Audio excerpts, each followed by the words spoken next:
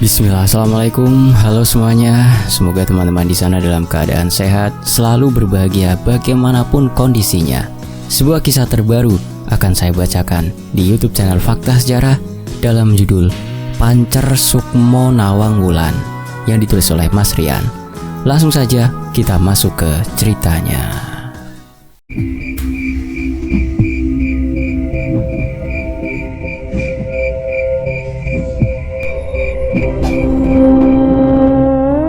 Wonosobo selalu dingin, selalu diselimuti kabut yang bergerak lambat dari lereng Dieng. Tapi di Jalan Sumbing, sudut tempat warung makan Bapak Mardi berdiri, kehangatan selalu tercipta dari asap sate dan wangi nasi goreng yang dimasak di atas wajan besi besar.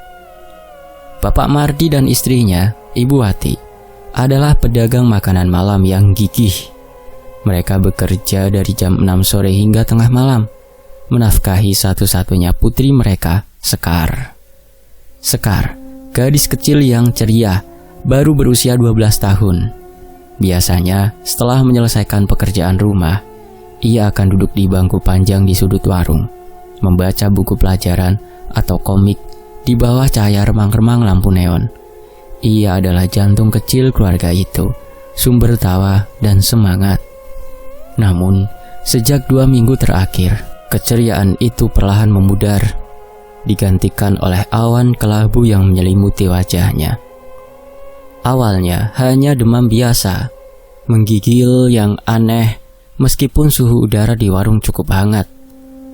Malam itu, saat jam menunjukkan pukul 10, Sekar duduk meringkuk, memeluk lututnya. Wajahnya tampak pucat pasi di bawah cahaya lampu. "Nak, kamu kenapa? Kok kayak kedinginan gitu?" tanya Ibu Wati, meletakkan sepiring nasi hangat di depan Sekar. Sekar menggeleng pelan. "Nggak tahu, Bu. Rasanya dingin sekali. Tapi di dalam perutku kayak ada api." Bapak Mardi yang sedang sibuk membalik sate ayam di atas bara menoleh khawatir. "Sudah 2 minggu kamu begini, Kar. Besok Bapak antar ke puskesmas lagi ya." "Nggak usah, Pak.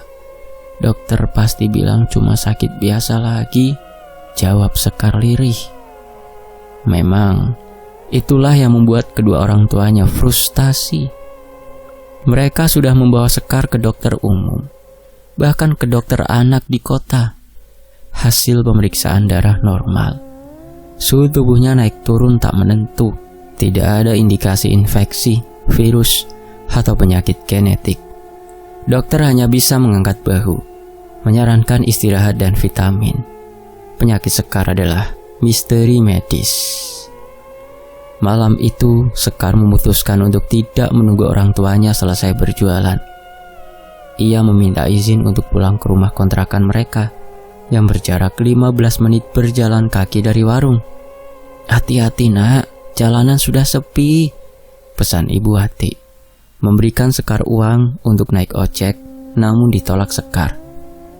"Aku jalan kaki saja, Bu, mau lihat bintang." Sekar mencoba tersenyum, meski senyumnya terasa dingin. Rumah kontrakan keluarga Mardi adalah rumah lama khas Wonosobo. Lantai kayu yang berderit, dinding lembab, dan jendela kayu tinggi yang menghadap ke gang sepi. Sekar langsung masuk ke kamarnya. Sebuah ruangan kecil yang hanya berisi kasur kapuk, meja belajar, dan kipas angin tua yang jarang dinyalakan karena dinginnya udara.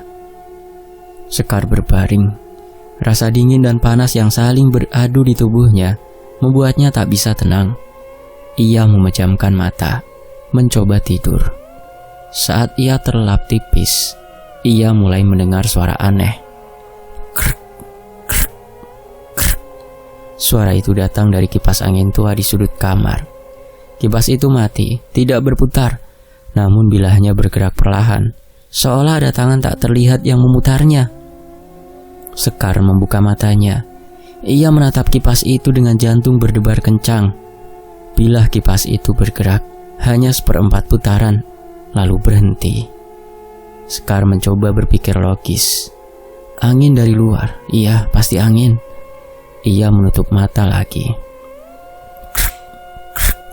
Kali ini gerakannya lebih cepat, seolah-olah kipas itu sedang berusaha menyala, tapi terhalang sesuatu yang sangat berat. Tiba-tiba, bilah kipas itu berhenti total, hening. Sekar menghela nafas lega, namun belum sempat ia benar-benar tenang. Bau aneh menyeruak di kamarnya. Bau itu adalah campuran dari kemenyan basi, air parit, dan aroma amis yang sangat kuat, seperti darah segar. Sekar mencium bau itu berulang kali. Ia yakin itu bukan bau dari luar. Bau itu memenuhi ruangannya. Ia menyalakan lampu belajar di mejanya. Saat lampu menyala, Sekar melihat kipas angin tua itu kini berputar. Bukan bilahnya, tapi seluruh kepala kipas itu berputar pelan, menoleh ke arahnya. Suaranya sangat pelan. Krek, krek, krek. Sekar membeku di atas kasur. Kipas itu tidak dicolokkan ke listrik. Kepala kipas itu berhenti berputar setelah tepat menghadap kasurnya. Lalu, di balik bilah-bilah kipas yang diam, Sekar melihat sesuatu. 2 titik merah gelap menyerupai mata yang sedang menatapnya tajam. Titik merah itu membesar, seolah menembus jaring-jaring pelindung kipas. Itu adalah sepasang mata yang penuh kebencian dan kesedihan. Sekar menutup matanya erat-erat, menggenggam selimut hingga kuku jarinya memutih. Ia merapalkan semua doa yang ia tahu. Ketika ia membuka mata lagi, bau amis itu hilang, kipas itu diam, dan 2 titik merah itu lenyap. Namun ia tahu, ia tidak berhalusinasi. Sesuatu telah datang, dan ia datang melalui benda mati di kamarnya. 3 hari berlalu, dan kondisi Sekar semakin parah. Demamnya tak kunjung turun, dan ia sering muntah-muntah tanpa alasan. Yang paling mengkhawatirkan adalah insomnia parah yang dideritanya. Setiap malam, Sekar menolak tidur sendirian. Ia memaksa tidur di kamar orang tuanya. Di lantai, beralaskan tikar, ia tidak berani menceritakan apa yang ia lihat pada kipas itu. Takut dibilang mengigau. Malam keempat setelah insiden kipas, Bapak Mardi dan Ibu Wati kembali larut malam sekitar pukul 12:30. Mereka kelelahan dan langsung tertidur pulas di ranjang. Sekar yang tidurnya nyaris tidak bisa tidur dengan nyenyak, hanya berbaring di tikar. Udara dingin membuat Sekar sulit bernafas. Ia haus. Ia bangkit pelan-pelan menuju dapur untuk mengambil air minum. Lorong rumah kontrakan itu gelap gulita, dan lampu dapur hanya memancarkan cahaya redup dari jendela luar. Saat ia berjalan melewati ruang tengah, Sekar merasa ada yang mengikutinya. Langkah kakinya seolah ada pantulan langkah kaki lain yang diseret pelan, tepat di belakangnya. Dek, dek, dek. Jantung Sekar berdetak tak karuan. Ia tidak berani menoleh. Ia berjalan lebih cepat menuju dapur. Saat ia tiba di ambang pintu dapur, ia menyalakan lampu. Cahaya kuning menerangi ruangan. Sekar segera meraih gelas dan mengisi air dari teko. Aman, hanya perasaanku. Ia menenangkan dirinya. Saat ia mengangkat gelas ke bibirnya, matanya tak sengaja menangkap bayangan samar di jendela dapur. Jendela itu tinggi dan terbuat dari kaca buram. Namun jika ada benda yang sangat dekat dengannya, siluetnya akan terlihat jelas. Sekar melihat siluet sesosok wanita yang berdiri tegak di luar jendela, membelakanginya. Wanita itu tampak sangat tinggi. Rambutnya panjang tergerai hingga lutut. Sekar menjatuhkan gelasnya. Prang! Gelas pecah berkeping-keping. Bapak Mardi dan Ibu Wati yang terkejut langsung terbangun. Sekar, ada apa nak? Seru Ibu Wati dari kamar. Sekar tidak bisa menjawab. Matanya terpaku pada jendela. Siluet wanita itu kini menoleh perlahan menghadap ke arahnya. Karena kacanya buram, Sekar tidak bisa melihat wajahnya. Namun ia bisa merasakan kehadiran yang dingin dan menyesakkan itu. Ibu Wati bergegas menghampiri. Ya ampun nak, pecah semua gelasnya. Kamu kenapa? Saat Ibu Wati mendekat, siluet di jendela itu perlahan menghilang, seolah meleleh di telan kegelapan malam. Di luar, bisik Sekar menunjuk jendela dengan tangan gemetar. Bapak Mardi segera berlari ke halaman belakang, mengecek jendela di luar. Kosong, tidak ada siapa-siapa. Hanya ada semak-semak bambu yang bergoyang tertiup angin. Tidak ada apa-apa, Kar. Kamu pasti kaget karena gelap, kata Bapak Mardi, mencoba menenangkan putrinya yang kini menangis terseduh-seduh. Namun, Ibu Wati menyadari sesuatu. Di lantai, di antara pecahan kaca, ada jejak kaki kecil dan basah yang tidak seharusnya ada. Jejak kaki itu bukan jejak Sekar. Itu adalah jejak kaki tanpa alas, kecil dan berdarah. Ibu Wati mematung. Ia tahu putrinya tidak sakit biasa. Keesokan harinya, Bapak Mardi bersikeras membawa Sekar ke rumah sakit umum RSUD Wonosobo untuk pemeriksaan yang lebih mendalam. Mereka menemui dokter spesialis anak yang terkenal, Dr. Handoko. Setelah serangkaian tes yang memakan waktu seharian, Dr. Handoko memanggil Mardi dan Wati ke ruangannya. Begini, Pak, Bu, Dr. Handoko memulai dengan nada hati-hati. Secara medis, Sekar baik-baik saja. Tes darah, urin, bahkan CT scan untuk melihat kemungkinan anomali di kepala, semuanya negatif. Tapi kenapa dia terus demam, Dok? Kenapa dia muntah-muntah dan ketakutan setiap malam? Tanya Ibu Wati. Air matanya mulai menggenang. Kami tidak bisa menjelaskan gejala fisik yang aneh ini, Bu. Dan terus terang, dari rekam medis yang kami terima, ketakutan Sekar itu bukan ketakutan biasa. Ada unsur psikologis yang sangat kuat, tapi juga sulit dipahami. Dr. Handoko mencondongkan tubuhnya, berbisik pelan. Pak Mardi, Bu Wati, saya bukan dukun, saya dokter. Tapi di Wonosobo, kita tahu ada hal-hal yang tidak bisa dijelaskan dengan ilmu kedokteran. Saya sarankan, selain terus menjaga Sekar, coba cari penjelasan alternatif lain. Bapak Mardi dan Ibu Wati saling pandang. Mereka mengerti maksud Dr. Handoko. Penyakit Sekar adalah penyakit gaib.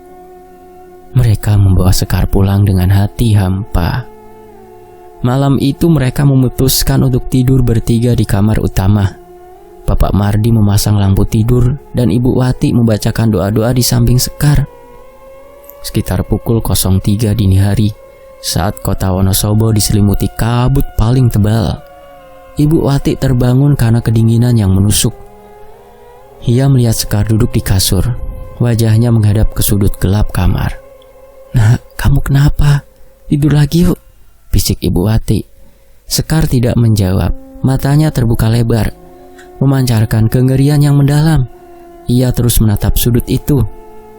Ibu Wati mengikuti pandangan Sekar. Di sudut gelap kamar itu, di antara bayangan lemari dan dinding, udara terasa lebih tebal, lebih hitam.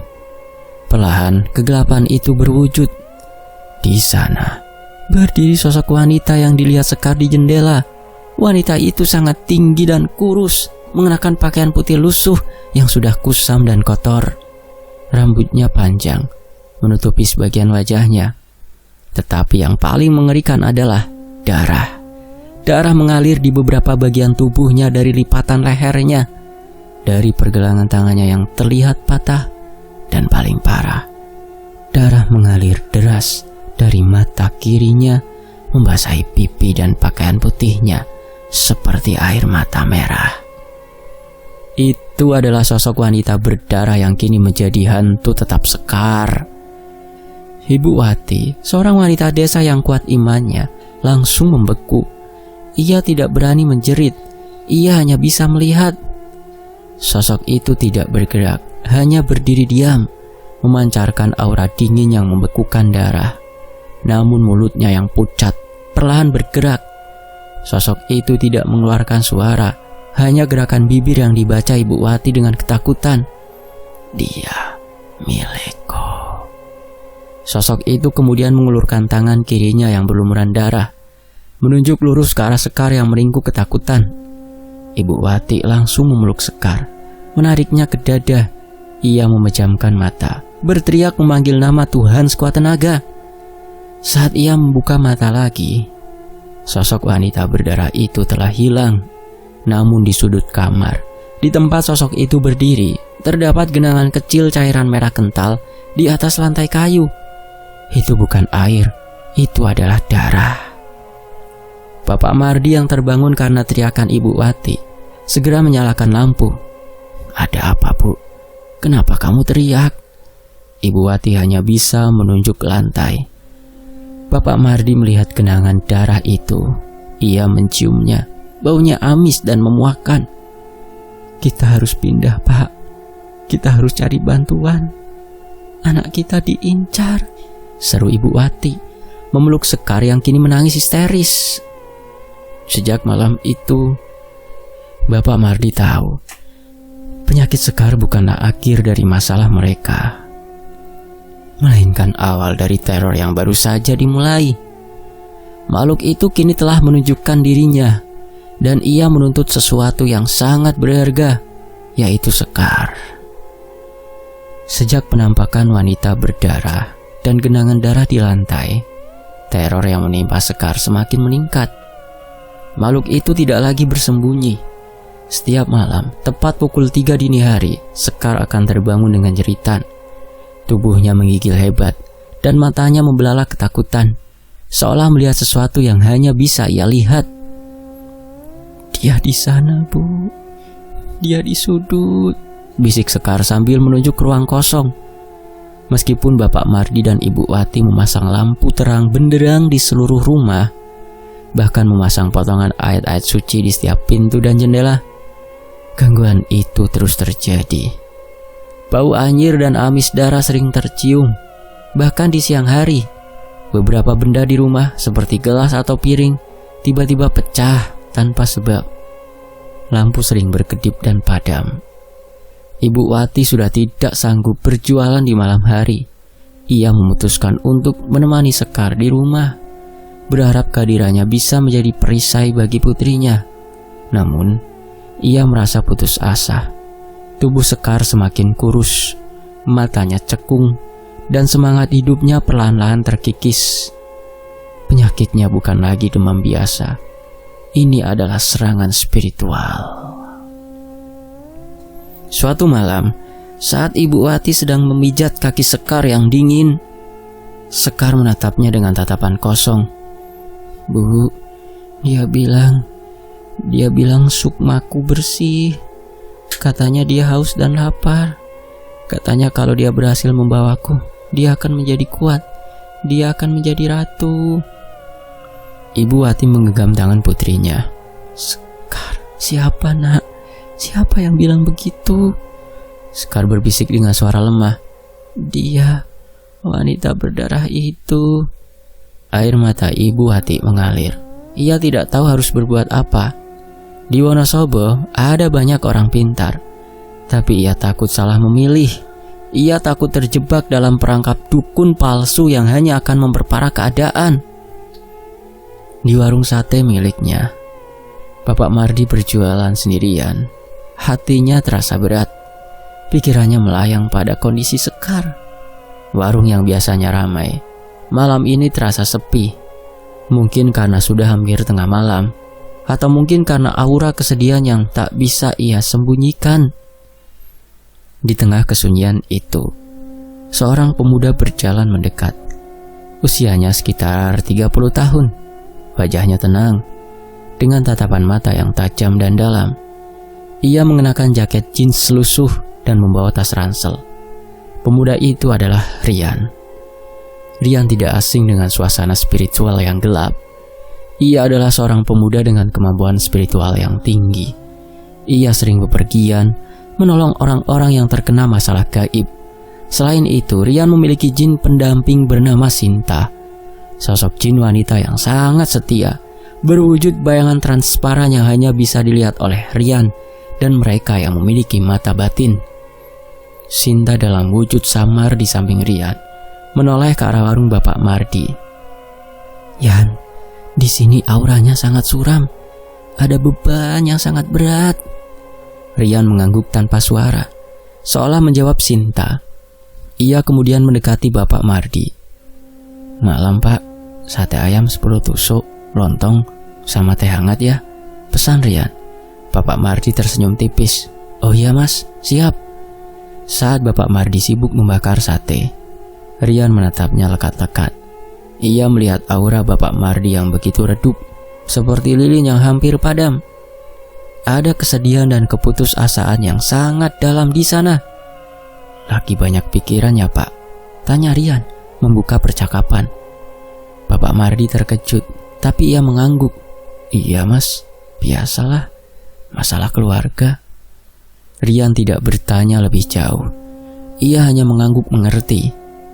"Semoga cepat selesai Pak. Saya lihat Bapak orang yang baik. Tuhan pasti tidak akan membiarkan orang baik terus-terusan menderita." Bapak Mardi merasa terharu. Ia merasa orang asing di hadapannya ini memiliki kepekaan yang tidak biasa. "Terima kasih Mas," jawab Bapak Mardi. Ia lalu menyajikan pesanan Rian di bangku panjang. Rian mulai makan. Sementara itu Sinta, jin pendampingnya, mengamati Bapak Mardi dengan cermat. Ia bisa melihat benang-benang spiritual yang mengikat Bapak Mardi dengan rumah dan keluarganya. Benang itu terlihat kusut dan dipenuhi aura negatif. "Yan," bisik Sinta, "masalahnya bukan di bapak ini, tapi di rumahnya. Ada satu jiwa muda yang sakit, jiwa yang sangat bersih." Rian mengangguk, lalu berbisik balik pada Sinta, "Aku tahu." Setelah selesai makan, Rian membayar. Bapak Mardi memberikan kembalian, tapi Rian menolak. "Ambil saja Pak, rezeki dari Tuhan. Semoga bisa meringankan beban Bapak," kata Rian. Ia lalu menatap Bapak Mardi lekat-lekat. "Pak," lanjut Rian, "kalau Bapak sedang ada masalah yang tidak bisa dijelaskan dengan logika, Bapak bisa cari saya di sebuah loji peninggalan Belanda di daerah Sensor. Saya tahu Bapak sedang membutuhkan bantuan." Bapak Mardi terkesima. Mata pemuda itu begitu meyakinkan, seolah ia benar-benar tahu apa yang sedang terjadi. Ia tidak meminta uang, tidak menjanjikan hal-hal yang muluk-muluk, hanya menawarkan bantuan. "Nama saya Rian Pak, datang saja kapanpun Bapak butuh." Rian berbalik, berjalan dalam gelap, lalu menghilang di telan malam. Bapak Mardi merasa seperti baru saja bertemu dengan malaikat. Ia yakin pemuda itu bukan orang sembarangan. Malam itu, setelah pulang ke rumah, Bapak Mardi menemukan Ibu Wati sedang mengelus-elus kening Sekar. Wajah Sekar sangat pucat, tubuhnya dingin, dan nafasnya sangat lambat. Sekar sedang tidak sadarkan diri. "Pak, Sekar, dia tiba-tiba begini Pak. Ibu tidak bisa membangunkannya," tangis Ibu Wati panik. Bapak Mardi memeriksa nadi Sekar, lemah tapi masih berdenyut. Sekar seperti sedang dalam koma, bukan tidur. "Dia sedang ditarik," bisik Bapak Mardi. Teringat ucapan Dr. Handoko tentang penjelasan lain. Pada saat yang sama, Sekar sedang mengalami mimpi buruk yang nyata. Ia berada di sebuah ruangan gelap, berlantai tanah basah, dan dindingnya terbuat dari akar pohon yang saling melilit. Udara di sana sangat dingin. Di hadapannya, sosok wanita berdarah itu berdiri. Wanita itu kini tidak lagi berdiam diri. Ia bergerak, berjalan pelan ke arah Sekar. Di belakangnya muncul sosok-sosok mengerikan lainnya. Pocong, genderuwo dengan tawa serak, dan kuntilanak yang melayang di langit-langit ruangan. Semuanya memiliki tatapan kosong yang mengincar Sekar. Mereka semua dipimpin oleh wanita berdarah itu. "Jiwamu sangat murni. Kemarilah nak," bisik wanita berdarah itu. Suaranya terdengar seperti pecahan kaca yang digesekkan. Sekar berusaha lari, tapi kakinya terasa berat, terikat oleh lumpur yang lengket. Ia berteriak, tapi tidak ada suara yang keluar. Wanita berdarah itu mendekat, mengulurkan tangannya yang kaku dan berlumuran darah ke arah Sekar. Aku akan memberimu kekuatan. Aku akan memberimu kekuasaan. Jadilah ratuku, jadilah bagian dariku. Sekar memejamkan mata, memohon pertolongan. Tiba-tiba di dalam mimpinya, ia merasakan sentuhan hangat di bahunya. Ia membuka mata. Di sampingnya berdiri sosok Rian, pemuda yang baru saja ditemui ayahnya. Di belakang Rian, samar-samar terlihat sosok Sinta, jin pendamping Rian. Pergilah dari sini, seru Rian di dalam mimpi. Jiwa anak ini bukan milikmu. Rian mengulurkan tangan. Sinar putih yang sangat terang memancar dari telapak tangannya. Wanita berdarah itu menjerit melengking saat sinar itu mengenainya. Ia marah. Siapa kau? Teriak wanita berdarah. Jangan berani-beraninya kau mencampuri urusanku. Aku hanya pengantar, jawab Rian, suaranya tenang. Pengantar cahaya, dan cahaya ini bukan untukmu. Rian memfokuskan energinya, dan sinar itu membesar, mendorong mundur wanita berdarah dan seluruh pengikutnya. Sementara di dunia nyata, Bapak Mardi dan Ibu Wati melihat Sekar bergerak-gerak gelisah. Tubuhnya sedikit gemetar, tapi keringat dingin mulai membasahi dahinya. Dia sedang melawan, gumam Bapak Mardi. Dalam mimpi, wanita berdarah itu mundur. Amarahnya terlihat jelas di matanya yang memerah. Kau tidak bisa melindunginya selamanya. Jiwa ini akan menjadi milikku. Desis wanita berdarah sebelum ia dan rombongannya menghilang ditelan kegelapan. Sekar terbangun dengan nafas terengah-engah. Ia memeluk Ibu Wati erat-erat. Air matanya membanjiri bahu ibunya. Bu, ada yang menolongku. Seorang pemuda dengan cahaya di tangannya, Bu, bisik Sekar. Bapak Mardi dan Ibu Wati saling menatap. Mata mereka dipenuhi harapan. Mereka tahu satu-satunya jalan keluar ada pada pemuda yang ditemui Bapak Mardi di warung. Mereka harus menemukan Rian. Malam itu untuk pertama kalinya setelah berminggu-minggu, Sekar bisa tidur dengan nyenyak. Ia tahu pertarungan untuk jiwanya sudah dimulai dan ia tidak lagi sendirian. Pagi itu, Bapak Mardi tidak membuka warungnya. Ia meminjam motor tetangga dan meminta Ibu Wati untuk menjaga Sekar. Dalam benaknya, hanya ada satu nama Rian. Ia harus menemukan pemuda itu, satu-satunya harapan yang tersisa. Bapak Mardi tahu, Rian menyebut loji itu berada di daerah sensor, yang berarti ia harus menuju daerah timur Wonosobo. Jalanan menanjak, diselimuti kabut tebal khas Wonosobo. Setelah bertanya kepada beberapa penduduk lokal, akhirnya ia menemukan sebuah gerbang besar terbuat dari kayu jati. Itu merupakan jalan masuk menuju loji yang Rian sebutkan. Loji itu terlihat mewah. Ornamen khas kolonial sangat terlihat, dikelilingi taman yang terawat. Di depannya, Bapak Mardi melihat Rian sedang duduk di sebuah kursi, seolah sudah menunggunya. Selamat siang Pak Mardi, sapa Rian dengan senyum tenang. Bapak Mardi terkejut. Mas Rian, lah kok tahu nama saya? Semua sudah diatur Pak. Silakan duduk, jawab Rian, menunjuk ke bangku kayu. Bapak Mardi tidak membuang waktu. Dengan suara bergetar, ia menceritakan semua yang terjadi. Penyakit Sekar yang tak terjelaskan, teror kipas bergerak, bayangan di jendela, dan puncaknya, wanita berdarah yang menuntut jiwa putrinya. Tolong Mas, saya tahu Mas Rian bukan orang biasa. Anak saya sekarat. Semalam dia bilang ada pemuda bercahaya yang menolongnya di mimpi. Itu pasti Mas Rian. Mohon Bapak Mardi, air mata menetes di pipinya. Rian menghela nafas panjang. Saya sudah tahu Pak. Jiwa Sekar adalah sukma yang sangat bersih dan murni. Bagi makhluk dari dimensi lain, sukma murni adalah sumber kekuatan tertinggi. Itu sebabnya mereka mengincarnya. Dan makhluk yang Bapak sebut, wanita berdarah itu, dia adalah jenis arwah penasaran yang kuat. Dia ingin menjadikan Sekar sebagai wadah atau ratunya, agar kekuatannya berlipat ganda. Rian berdiri. Saya akan bantu, tapi saya peringatkan Pak, saat saya menarik makhluk itu, perlawanannya akan dahsyat. Kita harus melakukannya di rumah Bapak malam ini saat energinya mencapai puncak. Bapak Mardi mengangguk tanpa ragu. Ia akan melakukan apapun.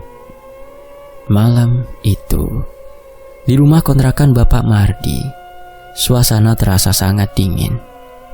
Ibu Wati sudah menyiapkan kamar Sekar, membersihkan setiap sudut dan menyalakan semua lampu yang ada. Sekar terbaring lemah di kasurnya. Rian tiba bersama Bapak Mardi. Ia membawa sebuah tas kain berisi beberapa benda ritual kembang 7 rupa, air dalam wadah kuningan, dan sebilah keris kecil yang dibungkus kain putih. Semua perlengkapan itu, kata Rian, sudah disiapkan oleh gurunya. Bu Wati, Bapak Mardi, mohon panjenengan duduk di sudut kamar, baca doa apapun yang kalian yakini. Apapun yang terjadi, jangan sentuh Sekar atau saya, dan jangan takut. Perintah Rian dengan nada mantap. Rian kemudian duduk bersila di samping Sekar. Ia menutup mata, meletakkan telapak tangannya di dahi Sekar. Ia mulai merapalkan mantra dalam bahasa Jawa kuno yang sangat halus, tapi penuh kekuatan. Seketika, aura Rian berubah. Cahaya putih samar menyelimuti tubuhnya dan Sekar. Saat energi Rian mulai masuk ke Sekar, mengusir kegelapan, perlawanan langsung datang. Bruak! Pintu kamar Sekar terbuka paksa, seolah ditendang dari luar oleh kekuatan tak kasat mata. Lampu kamar berkedip liar, dan bau amis darah langsung menyergap ruangan. Ribuan kali lebih kuat dari sebelumnya. Di ambang pintu, sosok wanita berdarah itu berdiri.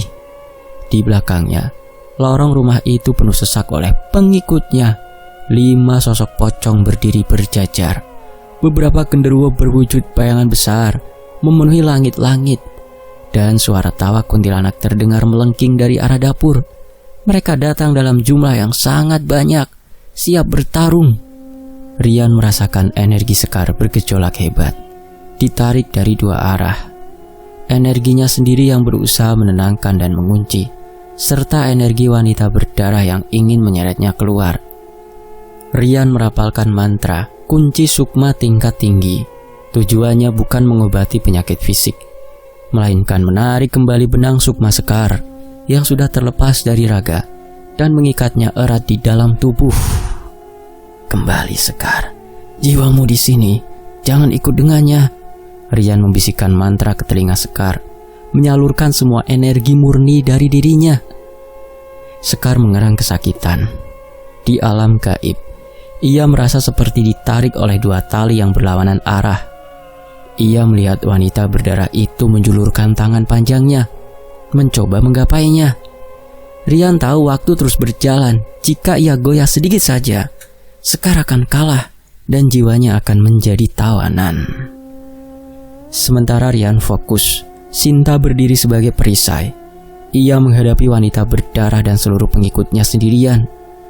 Wanita berdarah itu yang marah karena mangsanya dilindungi, mengarahkan serangan pertama. Ia melepaskan aura darah, sebuah gelombang energi dingin yang berbau amis dan bertujuan melumpuhkan lawan dengan rasa sakit dan panik. Sinta mengangkat keris emasnya. Aura darah itu menghantam perisai Sinta, menyebabkan suara mendesis keras. Sinta terhuyung, tapi ia segera membalas. Kalian tidak akan bisa menyentuh Rian, teriak Sinta. Ia melepaskan pukulan angin emas. Serangan energi yang kuat langsung mengenai barisan pocong di belakang wanita berdarah. 5 pocong itu terlempar ke dinding, mengeluarkan suara tabrakan. Lalu lenyap menjadi asap hitam yang tipis. Wanita berdarah itu maju. Wajahnya yang pucat dan berlumuran darah terlihat semakin mengerikan. Ia tahu Sinta adalah rintangan yang signifikan. "Jin rendahan, kau berani melawanku yang sudah berkuasa ratusan tahun? Minggir, aku butuh jiwa itu," raung wanita berdarah. Suaranya memekakkan telinga. Genderuwo-genderuwo yang tersembunyi di langit-langit melepaskan tawa serak yang menyakitkan dan mulai melempari Rian dan Sekar dengan energi batu gaib. Sinta berputar cepat, mengarahkan kerisnya ke atas. Cahaya emas memancar, menghalau serangan batu gaib itu sebelum menyentuh Rian. "Aku bukan jin rendahan, aku adalah pelindung dari cahaya murni," balas Sinta. Ia melompat ke arah wanita berdarah itu, memulai duel fisik dan spiritual yang sengit. Mereka bertukar serangan energi, menimbulkan kilatan cahaya emas dan asap hitam di kamar sempit itu. Di sudut kamar, Bapak Mardi dan Ibu Wati hanya bisa menangis dalam diam. Mereka tidak melihat Sinta secara jelas, namun mereka melihat kilatan cahaya aneh, perabot rumah yang bergetar hebat, dan mendengar suara raungan, tawa melengking, serta teriakan marah yang tidak berasal dari manusia. Bapak Mardi memberanikan diri membuka mata sedikit. Ia melihat Rian duduk diam, tapi keningnya bercucuran keringat. Di depannya terlihat samar-samar dua sosok wanita sedang bertarung, satu memancarkan cahaya, satu lagi dipenuhi kegelapan. Saat Sinta berhasil menusuk bahu wanita berdarah dengan kerisnya, wanita berdarah itu menjerit paling keras. "Tidak, aku tidak akan kalah. Jiwa itu milikku." Wanita berdarah itu mengeluarkan kekuatan terakhirnya. Gelombang energi dingin yang sangat besar mengarah ke Rian. Tujuannya adalah memutus konsentrasi Rian dan mengambil Sekar. Sinta yang terluka langsung berteleportasi dan berdiri di depan Rian. Ia menerima hantaman energi itu secara langsung. Tubuhnya yang transparan terlihat meredup, seolah hampir lenyap.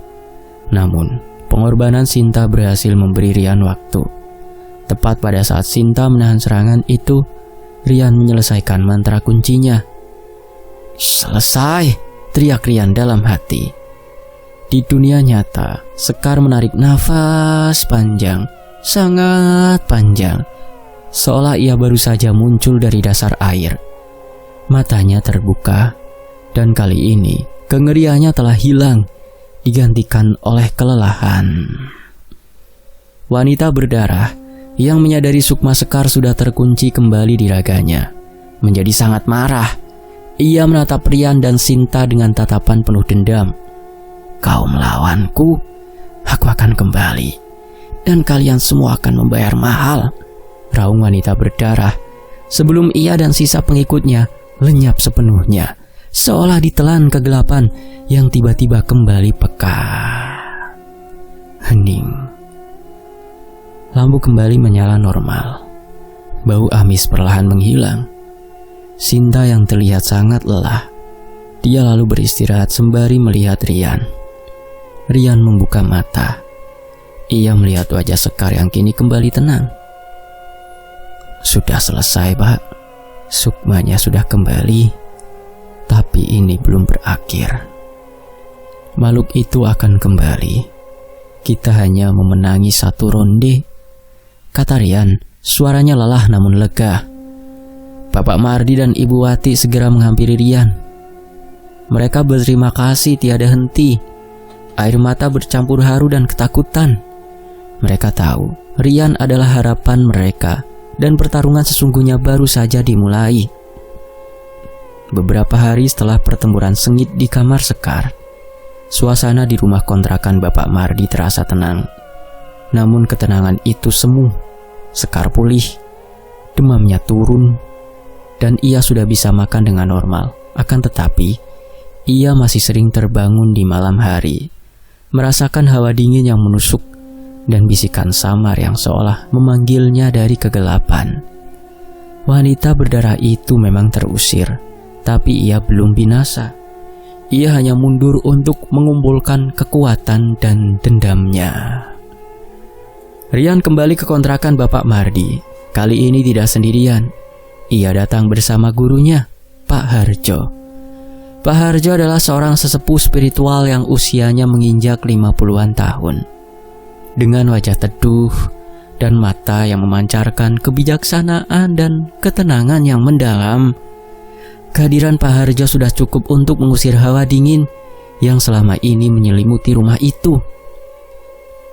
Ibu Wati segera menyambut mereka dengan penuh haru dan hormat. Sekar duduk di samping ibunya, menatap Pak Harjo dengan perasaan campur aduk antara takut dan harapan. "Terima kasih sudah mau datang, Pak Harjo. Saya tidak tahu harus membalas budi bagaimana," kata Bapak Mardi, suaranya tercekat. Pak Harjo tersenyum tipis. "Sudah kewajiban kami, Pak Mardi. Ini bukan tentang membalas budi, tapi tentang menolong sesama. Kami sudah tahu situasi Sekar dari Rian. Makhluk yang mengincarnya adalah jenis yang kuat dan bertekad. Ia mengincar sukma Sekar yang murni untuk meningkatkan derajat kekuatannya di alam astral." Rian menambahkan, "Kita harus mengakhirinya, Pak. Jika tidak, dia akan terus kembali. Dia menggunakan energi dendam, dan energi itu tidak akan habis sebelum dia mendapatkan apa yang diinginkannya." "Lalu apa rencana kita, Pak?" tanya Rian pada Pak Harjo. "Kita akan lakukan jemput paksa, Rian. Kita akan masuk ke dimensi terornya, membinasakan wujud astralnya, dan memutuskan semua benang perjanjian atau ikatan yang mungkin sudah ia buat dengan Sekar saat Sekar ketakutan pada sosok wanita itu." "Jelas, Pak Harjo," suaranya tegas. "Pertarungan ini harus tuntas. Setelah itu kita akan melakukan pembersihan dan pemakaran rumah menggunakan tata cara yang kuat." Malam itu, mereka mempersiapkan diri. Pak Harjo menyiapkan beberapa bahan khusus, seperti air 7 mata air dan minyak wangi non-alkohol. Beliau juga membawa sebuah tombak mini kuningan yang ujungnya sudah dijampi-jampi. Pak Harjo memiliki banyak benda pusaka yang memiliki fungsi sendiri-sendiri, dan ini adalah salah satunya. Rian mempersiapkan keris emas Sinta dan memfokuskan pikirannya untuk menjaga energi Sinta tetap stabil, mengingat jin pendampingnya itu masih belum sepenuhnya pulih dari serangan terakhir. Saat jam menunjukkan pukul 2 dini hari, ketika suasana di Wonosobo mencapai titik terdingin dan terpekatnya, pertarungan terakhir pun dimulai. Pak Harjo duduk bersila di tengah ruang tamu, Rian di depannya, dan Sekar diletakkan berbaring di antara mereka. Di atas tikar bersih, Bapak Mardi dan Ibu Wati duduk di sudut ruangan, membacakan doa dan ayat-ayat suci yang mereka yakini. Pak Harjo meletakkan telapak tangannya di puncak kepala Sekar. Ia menutup mata, menarik nafas panjang, dan mulai merapalkan mantra pembuka dimensi. Bukan mantra penarik, melainkan mantra pemaksa kehadiran. "Kita tidak akan menunggu dia datang. Kita akan paksa dia keluar," bisik Pak Harjo. Seketika, rumah itu kembali dihantam oleh hawa dingin yang mengerikan dan bau amis yang memualkan.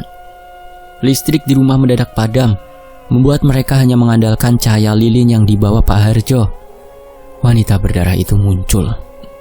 Dia tidak lagi berdiri di ambang pintu, melainkan langsung berdiri di samping Sekar. Wujudnya lebih pekat, lebih mengerikan. Matanya yang merah darah menatap tajam ke arah Pak Harjo. "Berani sekali kau datang ke wilayahku, orang tua," raung wanita berdarah. Suaranya kini terdengar seperti lolongan angin di jurang. "Jiwa anak ini sudah kutandai. Dia milikku." Pak Harjo membuka mata. Tatapannya tenang, tapi memancarkan kekuatan yang menggetarkan. "Kau adalah arwah penasaran yang terikat pada dendam. Kau mencelakai orang tak bersalah demi nafsu kegelapan. Aku datang untuk mengakhiri penderitaanmu dan membebaskan jiwa anak ini." Wanita berdarah itu tidak mau bernegosiasi. ia segera memanggil kembali pasukan yang dimilikinya. Genderuwo-genderuwo berukuran raksasa muncul, mengisi ruang tamu hingga atap terasa tertekan. Pocong-pocong mengelilingi mereka, sementara suara tawa kuntilanak melengking tajam di telinga. Rian segera bangkit. Ini adalah tugasnya.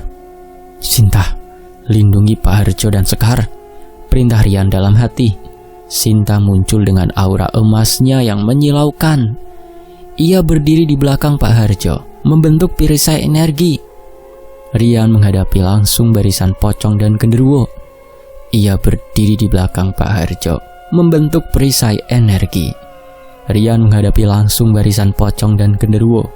Ia tidak menggunakan kekuatan fisik, melainkan pukulan yang memancarkan angin yang sangat panas, atau sebuah teknik spiritual yang memancarkan energi panas.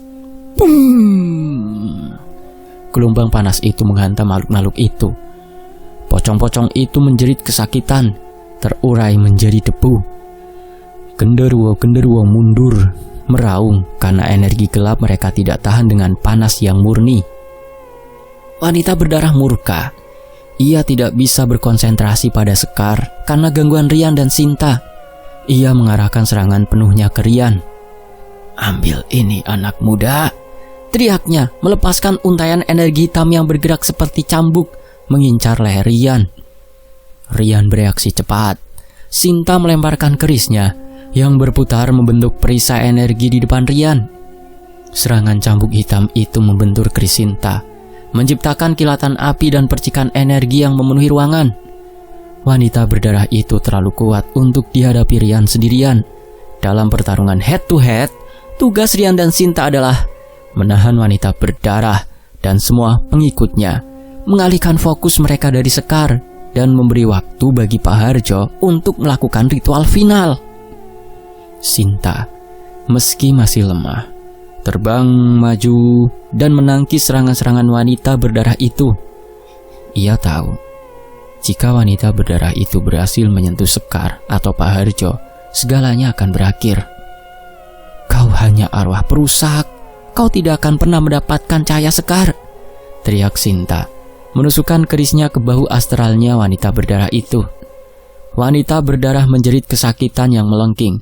Darah yang mengalir dari matanya kini terlihat seperti lava pijar karena amarahnya. Saat Rian dan Sinta berhasil mengunci pergerakan wanita berdarah, Pak Harjo mengambil alih. Ia tidak ikut bertarung. Fokusnya adalah ritual pembasmian akar spiritual. Pak Harjo mengeluarkan tombak mini kuningan. Ia tidak mengarahkannya ke wanita berdarah, melainkan ke arah Sekar. Di dalam dimensi gaib, wanita berdarah itu merasakan bahaya yang lebih besar. Jangan sentuh dia, orang tua. Kau akan menghancurkan segalanya," teriak wanita berdarah panik. Pak Harjo merapalkan mantra penutup ikatan dan pemisah. Tombak kuningan itu mulai memancarkan cahaya keemasan yang sangat terang, mengarah lurus ke cakra jantung Sekar. Tujuan Pak Harjo adalah memutus total semua benang astral yang menghubungkan Sekar dengan wanita berdarah, dan membinasakan wujud astral wanita berdarah dengan energi cahaya murni yang dipancarkan melalui Sekar. Wanita berdarah berjuang sekuat tenaga untuk menghancurkan perisai Sinta dan menghentikan Pak Harjo. Ia melepaskan aura dendam terbesarnya.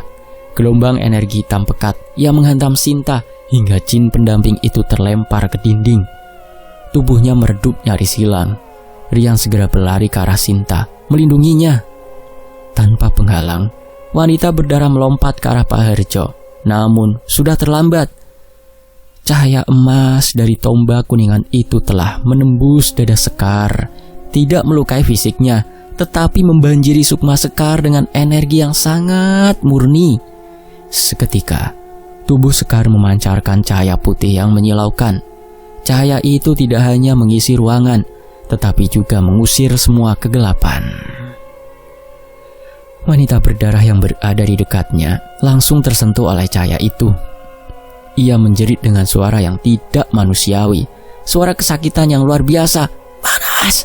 Panas!" Awas, tidak, jiwaku.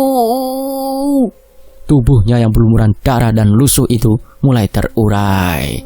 Bukan menjadi asap, tapi menjadi abu hitam, seolah terbakar dari dalam oleh cahaya murni.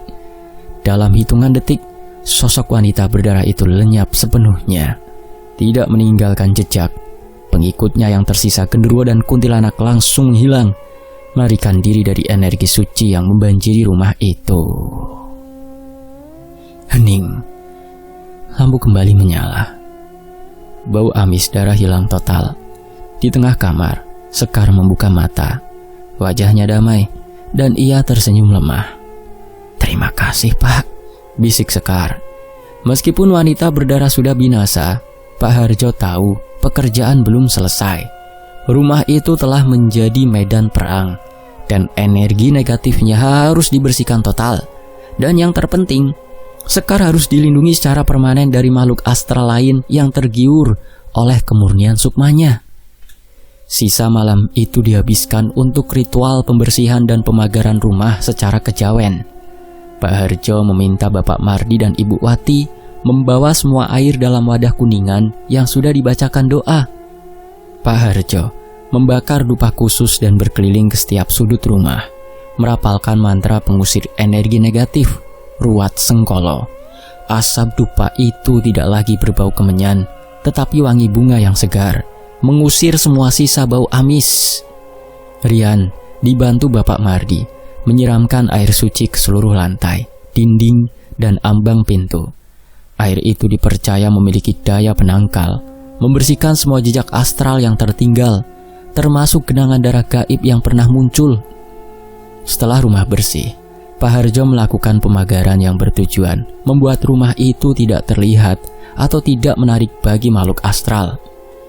Pak Harjo menancapkan 4 paku kuningan yang sudah diisi energi di rajah di 4 penjuru rumah sebagai simbol patok pengunci energi. Ia meminta Bapak Mardi mengubur sebungkus tanah liat yang sudah dibacakan mantra di halaman depan. "Ini adalah benteng Asmoro Kunci, Pak Mardi. Siapapun yang berniat jahat atau makhluk yang ingin masuk akan merasakan rumah ini dikelilingi pagar api tak terlihat. Mereka tidak akan bisa mendekat." Terakhir, Pak Harjo memberikan Sekar sebuah liontin kecil dari batu akik berwarna hijau lumut. "Ini hanya media, Nak. Kekuatan terbesarmu ada di dalam dirimu. Liontin ini hanya akan memperkuat energi sukmamu sendiri, agar ia tidak lagi mudah ditarik. Selalu bawa ini dan jangan pernah berhenti beribadah." Fajar menyingsing. Kabut Wonosobo terasa lebih dingin dan bersih. Tidak ada lagi bau amis darah, tidak ada lagi bayangan di jendela. Sekar berdiri di ambang pintu, menghirup udara pagi. Ia merasa seperti baru terlahir kembali. Ia menoleh ke arah kipas tua di kamarnya.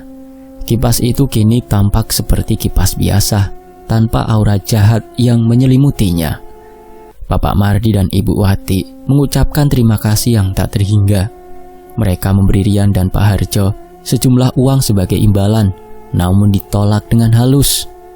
"Simpan saja, Pak. Itu untuk biaya sekolah Sekar. Kami hanya menjalankan tugas," kata Pak Harjo tersenyum tulus. Rian sebelum pergi berpamitan pada Sekar. "Jaga dirimu baik-baik, Sekar. Jaga hatimu tetap bersih. Itu perisai terkuatmu." Sekar mengangguk, memegang erat liontin hijau di lehernya. Setelah Rian dan Pak Harjo pergi, kehidupan keluarga Mardi kembali normal. Bapak Mardi kembali berjualan sate dan nasi goreng di malam hari, dan Ibu Wati kembali menemaninya, karena kini Sekar sudah bisa tidur nyenyak sendirian di kamarnya. Mereka tahu, petualangan spiritual yang mereka alami adalah babak tergelap dalam hidup mereka. Tetapi mereka juga belajar satu hal, di tengah dinginnya kabut dan kegelapan malam Wonosobo, selalu ada cahaya murni yang siap melawan kekuatan jahat.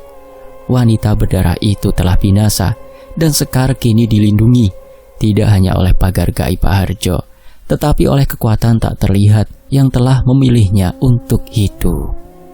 Kisah teror di rumah kontrakan kecil itu berakhir, digantikan oleh kedamaian yang sesungguhnya. Sukma Sekar yang murni kini aman dalam raganya, dan Wonosobo kembali menjadi kota yang tenang. Meskipun di bawah kabutnya, mereka tahu masih banyak misteri yang tersembunyi. Selesai. Demikianlah sebuah kisah Pancer Sukmo Nawang Wulan yang ditulis oleh Mas Rian dari pengalaman spiritualnya. Mohon maaf jika ada salah intonasi dalam membacakannya. Terima kasih untuk penulisnya. Terima kasih untuk teman-teman yang sudah menyimak cerita ini hingga selesai. Sampai jumpa di kisah berikutnya. Wassalamualaikum warahmatullahi wabarakatuh. Tetap di Fakta Sejarah. Alhamdulillah.